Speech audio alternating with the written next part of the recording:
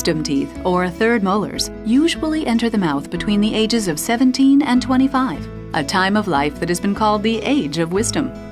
When a tooth is blocked by another tooth, or grows in a manner that makes it impossible to enter the mouth normally, it is said to be impacted.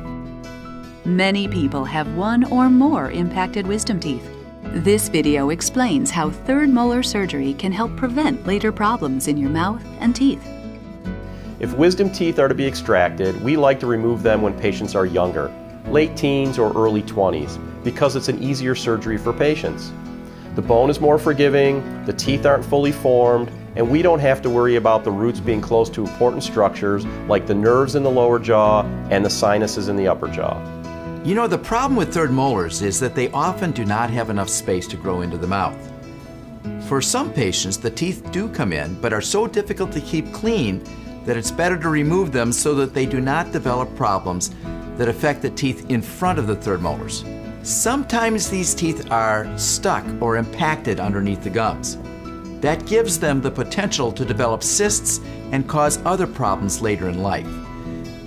Because the likelihood that impacted third molars can cause problems now or problems in the future, they are generally recommended for removal when a person reaches the late teens or early 20s. Many orthodontists refer their patients to an oral surgeon for wisdom tooth extraction to alleviate hygiene challenges and minimize the possibility of gum disease, cavities, and other problems that could affect the success of orthodontic treatment. If your orthodontist recommends extraction, you'll meet with the oral and maxillofacial surgeon beforehand. The surgeon will evaluate your particular situation and may perform certain diagnostic tests. For surgery, it's very important that the mouth be clean. We ask patients to brush and floss their teeth as usual. Wisdom teeth are usually removed under general sedation, although sometimes only local anesthesia is used. Patients who will receive an intravenous anesthesia should not eat or drink for 6 hours before surgery. Finally, it's best to go to surgery wearing loose and comfortable clothing. The oral and maxillofacial surgeon selects the method that is best for each patient. The length and complexity of third molar surgery depends on a number of factors.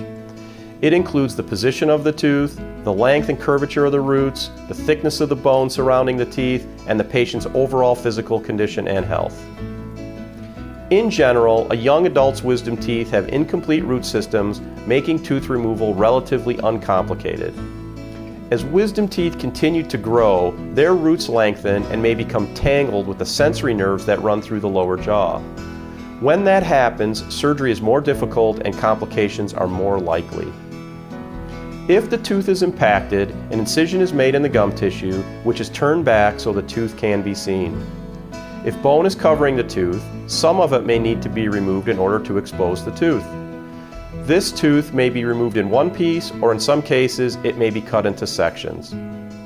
The removal of 4 impacted wisdom teeth usually takes 45 to 60 minutes to complete. Once the wisdom teeth are removed, the gum tissue is sutured.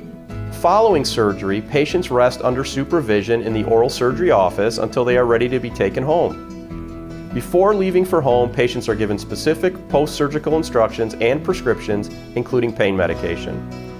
The best outcome is the ability of patients to be able to properly maintain the rest of the teeth they're keeping.